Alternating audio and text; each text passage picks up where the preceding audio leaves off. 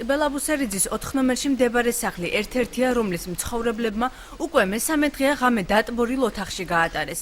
ძლიერი წვიმის მოლოდინში და იმის შიშით, რომ ოთახებში განთავსებული სადგამებიდან წყლის გატანას ვერ მოასწრებდნენ, კორპუსის ბოლო სართულის მცხოვრებლებმა ვერც დაძინება შეძლეს. ჭერიდან ჩამოსულმა წყალმა ელექტროგაყვანილობაც დაასვლა და ხანძრის საშიშროება შექმნა. ოჯახი დახმარების მოლოდინშია.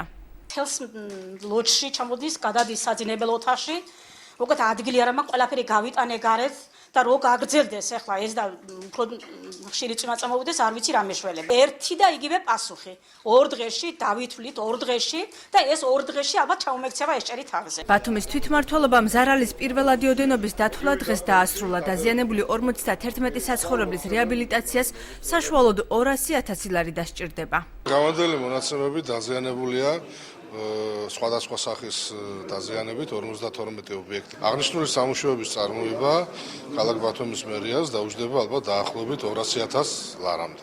ამჟამად მუნიციპალიტეტის შესაბამისი სამსახურების საპროექტო ნახაზების შედგენაზე მუშაობს.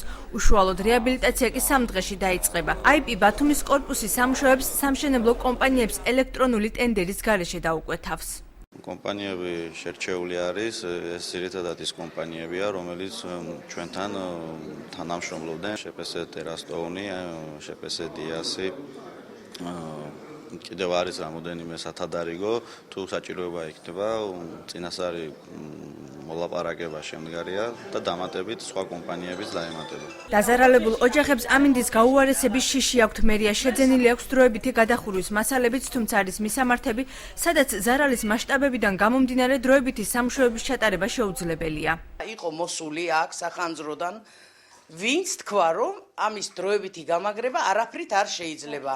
იმიტომ რომ ეს მთლიანად სახურავი აღებულია ხეობიანათაა გადავარდნილი და გაიტანეს უკვე ეს გადავარდნილი ხეობაც და იქ დამაგრება ვერ ხერხდება, ფიზიკურად ვერ ამაგრებენ ვერაფერზე ამას. თუ ობიექტი მოიცემა საშუალებას, რომ გადაეფაროს ეს დროებითი საფარი, მოხდება სამაშველო სამსახურის მიერ მისი გადახურვა დროებით.